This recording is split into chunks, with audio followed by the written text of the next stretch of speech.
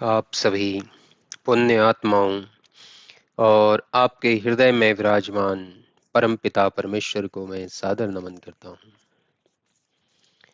प्रिय भक्तों, पिछले वीडियो में आपने माता सीता तथा श्री रामचंद्र जी की प्रेम और भगवान राम द्वारा धनुष को तोड़ने के बारे में जाना। अब आगे आप लक्ष्मण परशुराम संवाद के बारे में जानेंगे और जानेंगे कि किस प्रकार प्रभु राम के प्रभाव को जानकर परशुराम जी शांत हुए। फिर तो श्री रामचंद्र जी ने धनुष को तोड़कर सीता को वर लिया। यह यश चारों ओर पाताल और पृथ्वी पर व्याप्त हो गया। उस समय सीता राम की जोड़ी ऐसी शोभायमान हुई जैसे शोभा और श्रृंगार एक साथ हो। उसी समय शिवजी के धनुष को भंग हुआ जानकर परशुराम जी वहां पहुंच गए। उनको देखकर समस्त राजा लोग डरकर ऐसे छिप गए जैसे बाज को देखकर लवा पक्षी छिप जाता है। परशुराम जी के गोरे शरीर और विभूति बड़ी शोभा दे रही थी और विशाल ललाट पर त्रिपुंड चंदन का तिलक शोभा दे रहा था। उनके सिर पर जटा और चंद्रमा का सा सुंदर मुख क्रोध के वश कुछ लाल हो गया था। भौहें टेढ़ी किए लाल नेत्रों से जिधर ही देखते बड़े क्रुद्ध ज्ञात होते थे। उनका बैल के समान ऊंचा कंधा, चौड़ी छाती और लंबी भुजाएं थी जो सुंदर जनेऊ पहने थे। वे दो तरकश बांधे और हाथ में धनुष बाण और कंधे पर फरसा लिए हुए थे। श्री परशुराम जी के कठोर वेश को देखते ही समस्त राजा भय से व्याकुल हो उठे। सबने पिता सहित अपना अपना नाम कहकर दंडवत प्रणाम किया। परशुराम जी, जिसका स्वभाव से ही हित देखते, वह जानता मानो जीवन का अंत आ गया। राजा जनक ने भी आकर सिर झुकाया और सीता जी को बुलाकर प्रणाम कराया। परशुराम जी ने आशीर्वाद दिया तो सखियां हर्षित हो सीता जी को अपने समाज में लिवा ले गई। फिर विश्वामित्र जी आकर मिले और राम लक्ष्मण दोनों भाइयों को भी उनके चरण कमलों में झुका दिया। राम लखन दशरथ के ढोटा, दीन आशीष जानी भल जोटा। राम ही चितई रहे थकी लोचन, रूप अपार मार मद मोचन। और कहा, ये दशरथ के पुत्र राम और लक्ष्मण हैं। परशुराम जी ने आशीर्वाद दिया। राम जी को देख उनके नेत्र चकित हो गए, जो अपार रूपवान और कामदेव के मद का नाश करने वाले थे। फिर परशुराम जी ने राजा जनक की ओर देखकर कहा, कहो, यह अपार भीड़ कैसी है? जानते हुए भी अनजान से पूछते हैं। और ऐसा कहते ही उनके शरीर में क्रोध व्याप्त हो गया। तब जनक जी ने वह समाचार कह सुनाया जिस कारण सब राजा आए थे। उनकी बात सुनकर परशुराम जी ने दूसरी ओर खंडित धनुष को पृथ्वी पर पड़ा देखा। तब अत्यंत क्रोधित हो उन्होंने कहा, रे मूर्ख जनक, कह तो सही कि इस धनुष को किसने तोड़ा है? उसे शीघ्र दिखा, नहीं तो आज तेरे राज्य की समस्त पृथ्वी को उलट दूंगा। राजा जनक भयवश उत्तर नहीं देते। यह देख दुष्ट राजा अपने मन में प्रसन्न हुए, किंतु देवता मुनि नाग सिद्ध और सभी स्त्री पुरुष अपने हृदय में भयभीत हो चिंता करने लगे। सीता जी की माता पश्चाताप करने लगी कि ब्रह्मा ने यह बात बनाकर भी बिगाड़ दी। सीता जी ने जब सुना कि परशुराम जी का ऐसा टेढ़ा स्वभाव है, तो उनका आधा पल कल्प के समान बीतने लगा। श्री रामचंद्र जी सबको डरा हुआ देखकर और सीता जी को दुखित जान मन में कुछ सुख और दुख न मानकर बोले, नाथ शंभु धनु भंज निहारा, होई ही को इक दास तुम्हारा। आये सुकाह कहिय किन मोही, सुनि रिसाए बोले मुनि को ही। हे नाथ, इस धनुष को तोड़ने वाला कोई आपका दास ही होगा, सो आपकी क्या आज्ञा है? मुझसे क्यों नहीं कहते हैं? यह सुनकर वे क्रोधी मुनि क्रुद्ध होकर बोले, सेवक सो जो करे सेवकाई, अरि करनी करी करिय लड़ाई। सुनहु राम जेहि शिव धनु तोरा, सहस बाहु सम सो रिपु मोरा। सेवक तो वह है जो सेवकाई करे, न कि शत्रु सी की करनी करके लड़ाई करे। हे राम, सुनो, जिसने शिव जी का धनुष तोड़ा है वह सहस्त्र भाव के समान ही मेरा शत्रु है। वह इस समाज को छोड़ अलग हो जावे, नहीं तो ये सब राजा मारे जाएंगे। यह वचन सुनकर लक्ष्मण जी हंसे और परशुराम को यथेष्ट अपमान की बात बोलने लगे। हे स्वामी, मैंने लड़कपन में तो बहुत सी धनुओं को तोड़ा है, पर तब ऐसा क्रोध आपने कभी न किया। इस धनुष पर इतनी प्रीति किस कारण है? यह सुनकर परशुराम जी क्रुद्ध होकर बोले, रे नृप बालक कालवश, बोलत तो ही न संहार। धनु ही सम त्रिपुरारी धनु, विदित सकल संसार। तब परशुराम जी बोले, रे राजपुत्र, काल के वश होकर तुझसे संभाल के नहीं बोला जाता। सारे संसार में विदित इस शिव धनुष की समता तू धनु ही से करता है।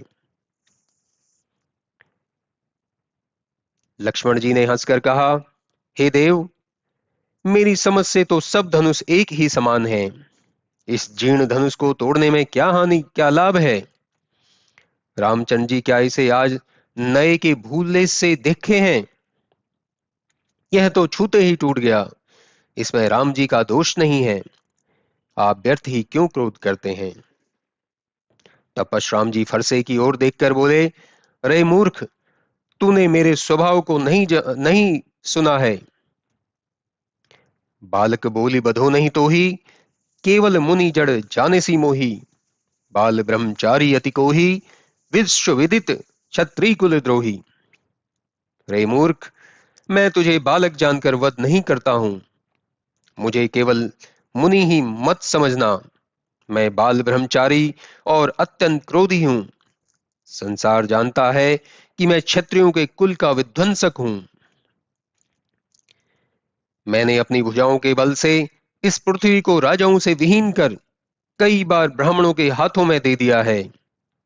हे राजपुत्र, सहस बाहु की भुजाओं को काटने वाले इस फरसे को देखो, और अपने माता और पिता को चिंता के वश मत करो।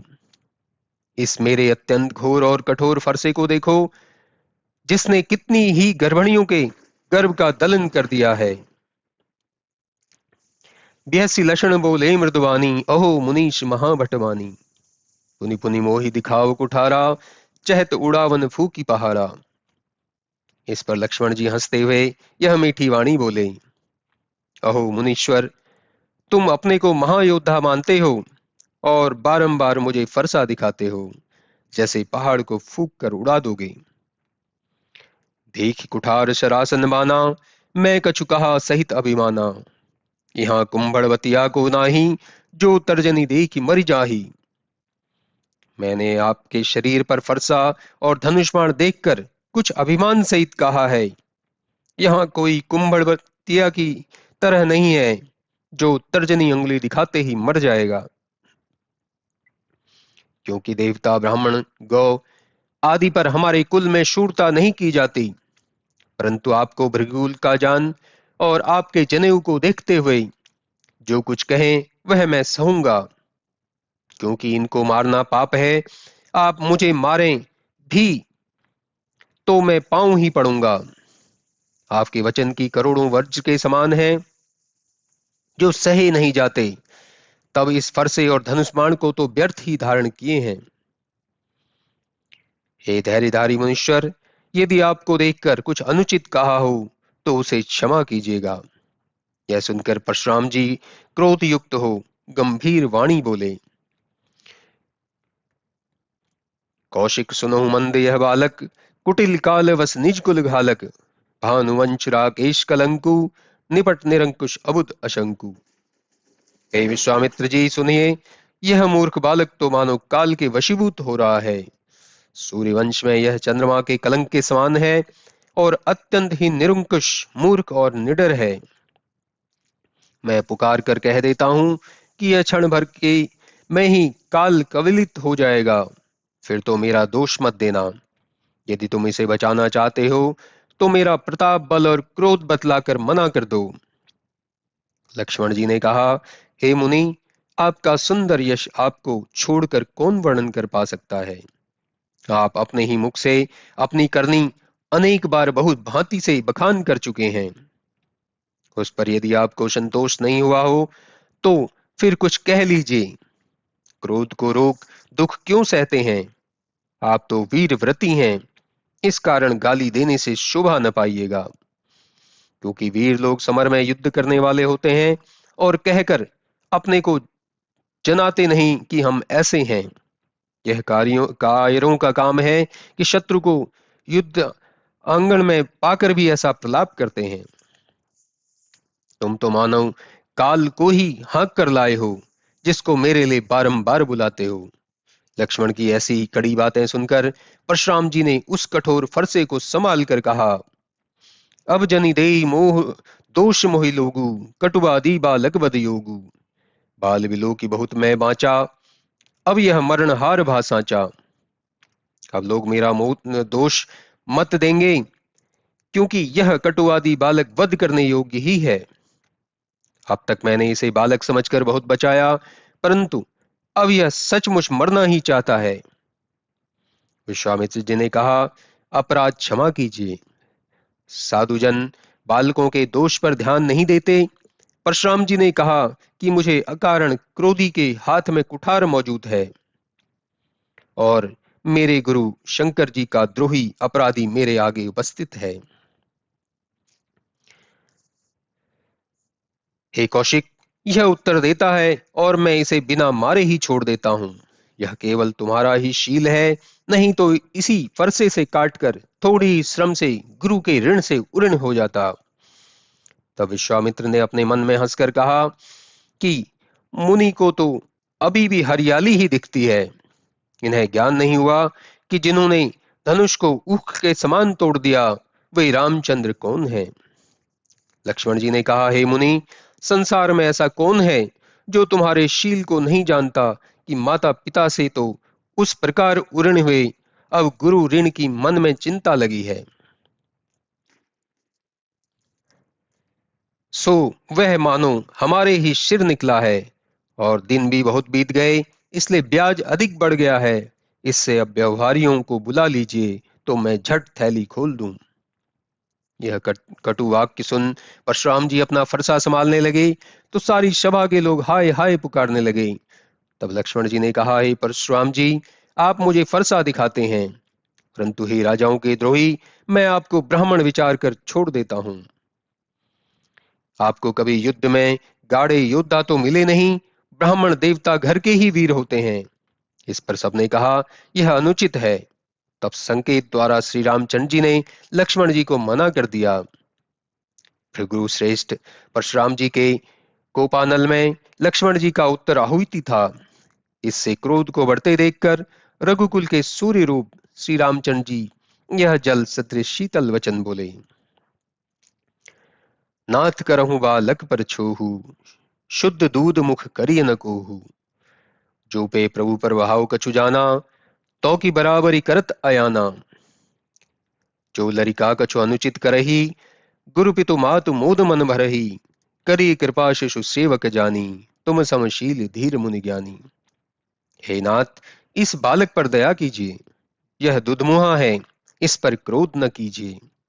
हे स्वामी, यदि आपके प्रभाव को कुछ भी जानता तो यह अनजान आपकी बराबरी क्यों करता। यदि बालक कुछ अनुचित बात करते हैं तो गुरु पिता माता मन में आनंद बनाते हैं, अतः इसे अपना सेवक जानकर कृपा करें। आप समशील और बड़े धीर ज्ञानी मुनि हैं।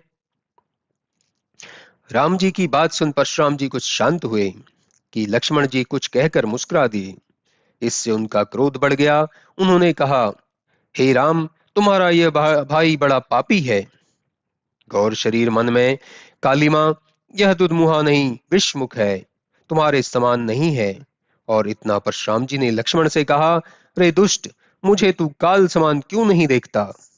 तब लक्ष्मण जी ने हंसकर कहा, हे मुनि, सुनिए, क्रोध पाप की जड़ है, जिसके वश होने से मनुष्य अनुचित करके संसार के प्रतिकूल हो जाते हैं।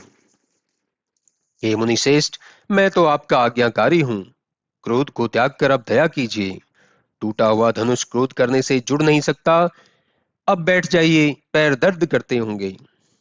यदि आपको यह अत्यंत ही प्रिय हो तो किसी गुणी को बुलाकर जुड़वा लेते हैं। लक्ष्मण जी तो बोलते हैं, परंतु जनक जी डर कर बोले, चुप रहो, अनुचित बात अच्छी नहीं होती। नगर के स्त्री पुरुष थर थर कांपते हैं कि यह छोटा राजकुमार तो बड़ा खोटा है। लक्ष्मण जी की निर्भय वाणी सुन श्री परशुराम जी क्रोध से जलते हैं और उनकी शक्ति क्षीण होती जाती है। तब श्री रामचंद्र जी की दुहाई देकर बोले, तुम्हारा भाई विचार करके ही इसे बचाता हूं, नहीं तो इसका मन बड़ा मलिन है और शरीर सुंदर है, जैसे सोने के घड़े में विष भरा हो। यह सुनकर लक्ष्मण जी फिर मुस्कुराए। तब श्री रामचंद्र जी ने उन्हें आंख तरेर कर मना कर दिया। इससे वे अपनी व्यंग वाणी त्याग कर गुरु विश्वामित्र के पास चले गए।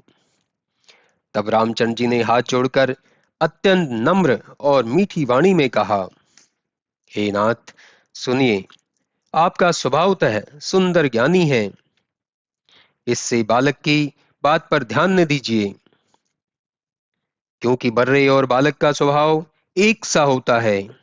इनको संत महात्मा दोष नहीं देते। फिर इसने तो आपका कुछ बिगाड़ा नहीं। हे नाथ, आपका अपराधी तो मैं हूं।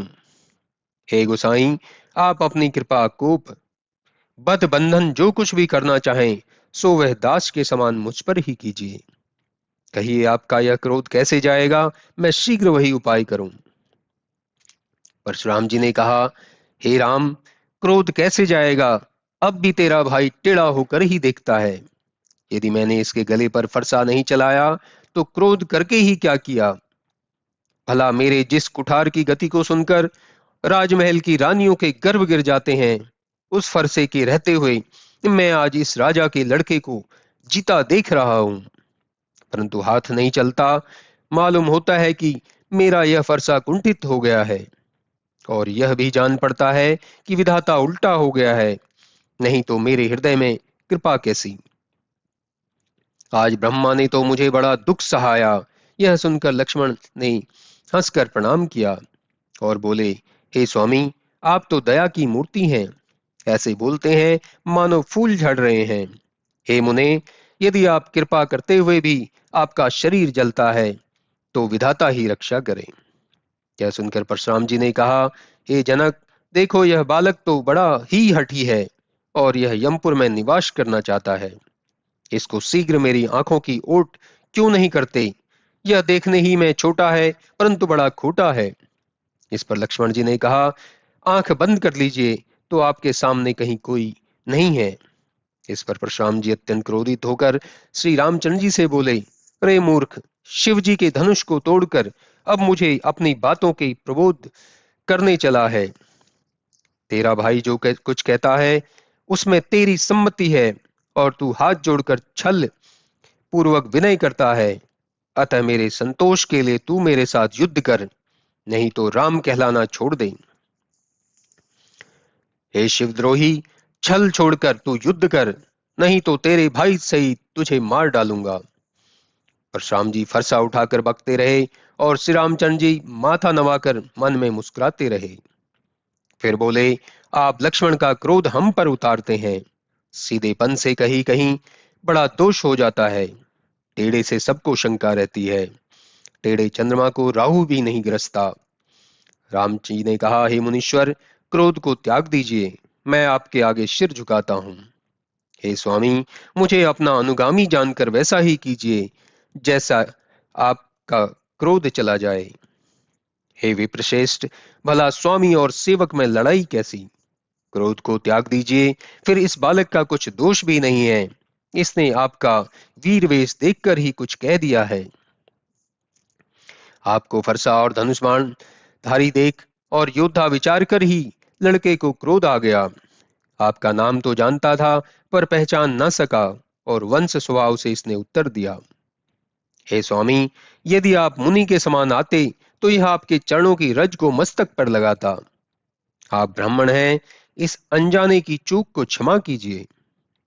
हे नाथ, हमारी आपकी बराबरी कैसी, कहिए तो कहाँ चरण और कहाँ माथा। हमारा छोटा नाम तो केवल राम मात्र है, और आपका परशु सहित बड़ा नाम है। हे देव, हमारे तो केवल एक धनुष का ही गुण है, और आप में तो परम पवित्र 9 गुण हैं। हे ब्राह्मण देवता, हम तो सभी प्रकार आपसे हारे हैं, हमारे अपराध को क्षमा कीजिए। इस प्रकार जब श्री रामचंद्र जी ने बार बार विप्रवर परशुराम जी से कहा, तब भृगुपति परशुराम जी क्रोध की हंसी लिए बोले, तू भी भाई के समान ही टेढ़ा है, किंतु तू मुझे निरा ब्राह्मण ही जानता है, पर मैं जैसा ब्राह्मण हूं वह तुझे सुनाता हूं। मेरे धनुष को श्रवा जानो, और मेरा क्रोध ही प्रचंड अग्नि है, और सुंदर चतुरंगिनी सेना ही इसकी संविधा है, जिसमें बड़े बड़े राजा पशु के रूप में आए, और जिनको मैं इसी फरसे से काट कर करोड़ों युद्ध रूपी यज्ञ कर चुका हूं। तुझे मेरा प्रभाव विदित नहीं है, इसी कारण ब्राह्मण के धोखे से मेरा निरादर कर बोलता है। धनुष तोड़ दिया तो अहंकार हो गया कि मानो संसार को ही जीत कर खड़ा है। राम जी ने कहा, हे मुनि, जरा विचार करें, हमारी चूक तो केवल छोटी है, और आपका क्रोध अपार है। यह पुराना धनुष तो छूते ही टूट गया, फिर मैं क्या घमंड करूंगा। हे भृगुनाथ, सुनिए, यदि हम आप जैसे श्रेष्ठ ब्राह्मण का ही अपमान करेंगे तो भला संसार में ऐसा कौन योद्धा है कि जिसको भय के वश होकर हम सिर नवाएंगे। देवता, राक्षस, राजा लोग और अनेक योद्धा चाहें वे बराबर के हों या बलवान, यदि संग्राम में हमें कोई ललकारेगा तो वह काल ही क्यों न हो, हम उसके साथ युद्ध करेंगे, क्योंकि क्षत्रिय युद्ध से शंकित नहीं होता। यदि हुआ तो उसके समान कुल का कलंकी कौन होगा। यह मैं अपना स्वभाव कहता हूं कि युद्ध में रघुवंश के वंशज काल को भी डरा सकते हैं। फिर ब्राह्मण कुल की तो ऐसी प्रभुता है कि जो आपको डरेगा वह भय रहित हो जाएगा। श्री रामचंद्र जी की ऐसी कोमल वाणी, मीठी और गूढ़ वाणी सुनकर परशुराम जी की आंखें खुल गई। तब बोले, अच्छा, हे राम, इस धनुष को हाथ में लेकर खींचो तो संदेह दूर हो। धनुष के देते ही वह स्वयं ही चढ़ गया। तब तो परशुराम जी को बड़ा आश्चर्य हुआ। जाना राम प्रभाव तब, पुलक प्रफुल्लित गात, जोरी पाणी बोले वचन, हृदय न प्रेम समात। तब श्री रामचंद्र जी के प्रभाव को जानकर परशुराम जी पुलकित शरीर हो हाथ जोड़कर यह वचन बोले कि जो प्रेम हृदय में नहीं समाता। हे रघुवंश रूपी कमल वन को सूर्य के समान प्रफुल्लित करने वाले और राक्षस कुल के संहारक, आपकी जय हो। हे देवता, ब्राह्मण और गौओं के हित करने वाले, आपकी जय हो। हे विजयी, शीलवंत और गुणों के सागर, आपकी जय हो। हे सेवकों के सुखदाता, आपके सभी अंग बड़े सुंदर हैं, जिन पर करोड़ों कामदेव न्योछावर हैं, आपकी जय हो। मैं अपने एक मुख से बड़ाई क्या करूं। हे महादेव जी के मन मंदिर में विचरने वाले, आपकी जय हो। अनजान में मैंने जो अनुचित कहा उसे क्षमा करो, आप दोनों भाई क्षमा के धाम हैं। हे रामचंद्र जी, आपकी जय हो, जय हो। ऐसा कहकर श्री परशुराम जी तप हेतु वन को चले गए। भाई विशेष से कायर और दुष्ट राजा भयभीत हो धीरे से जहां तहां भाग गए। देवताओं ने दुदुम्बी बजाकर प्रभु श्री रामचंद्र जी पर फूल बरसाए, और इस प्रकार जनकपुर के सब स्त्री पुरुष प्रसन्न हुए। उनकी सब मोहमयी पीड़ा जाती रही।